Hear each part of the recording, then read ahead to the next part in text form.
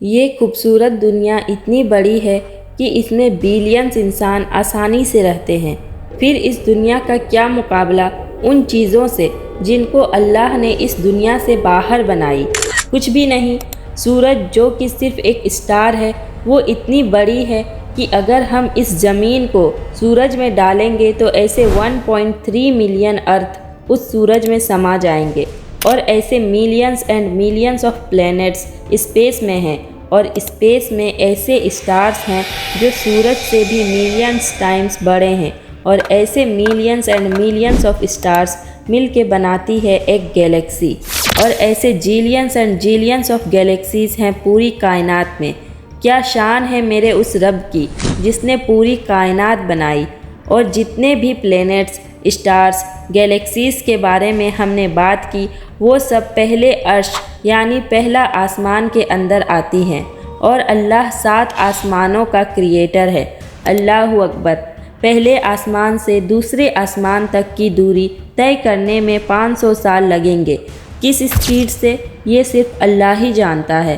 دوسرے سے لے کر 7ویں آسمان تک ہر آسمان کی بیچ کی دوری طے کرنے میں 500 سال لگیں گے، اور 7ویں آسمان کے بعد ہے اللہ کی کرسی، اور پہلے سے لے کر 7ویں آسمان تک اگر اللہ کی کرسی سے تلنا کی جائے تو یہ سارے آسمان ایسے ہیں جیسے ایک چھوٹی سی انگوٹھی جو ایک بڑا ریگستان میں پڑی ہو، اور وہ ریگستان اللہ کی کرسی ہے۔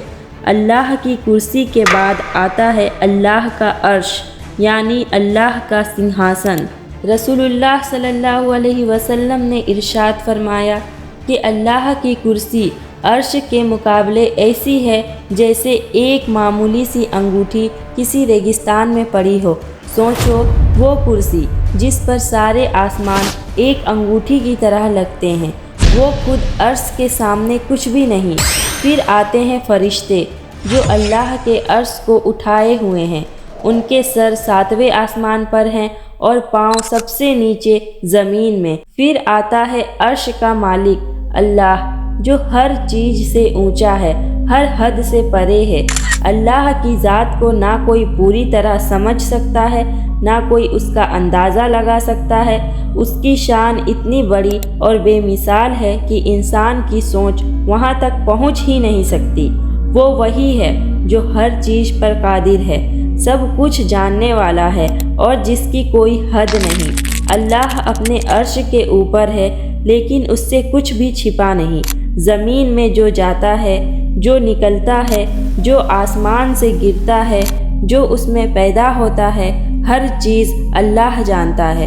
دنیا کی باریک بات بھی اس کی علم سے باہر نہیں۔ تو یہ مت سوچو کہ اللہ دور ہے، وہ قریب بھی ہے اور ہر حال سے خبردار بھی ہے۔ رسول اللہ صلی اللہ علیہ وسلم نے فرمایا، جب اللہ نے مخلوقات کو پیدا کیا تو عرش پر ایک کتاب میں لکھا، بے شک میری رحمت میرے غضب پر غالب ہے۔ اگلا ایپیسوڈ جلد آ رہا ہے، اس سے پہلے ویڈیو کو شیئر کریں اور چینل کو سبسکرائب کرنا نہ بھولیں۔